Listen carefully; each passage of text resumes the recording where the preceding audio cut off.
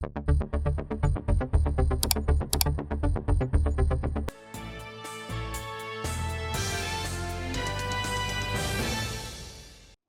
ہم آپ کو آگاہ کر رہے ہیں عمران خان کا شوکت خانم اسپتال کراچی سے متعلق اہم بیان۔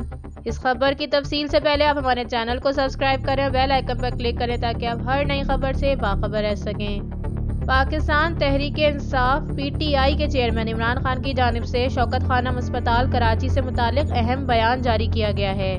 سماجی رابطے کی ویب سائٹ ٹویٹر پر ایک بیان میں سابق وزیر اعظم عمران خان نے شوکت خانم اسپتال کراچی سے متعلق کہا کہ تعمیراتی صنعت کو درپیش تمام چیلنجز اور کینسر کے آلات کی درآمد میں مشکلات کے باوجود ماشاءاللہ شوکت خانم اسپتال کراچی اس سال کے آخر میں کھلنے والا ہے۔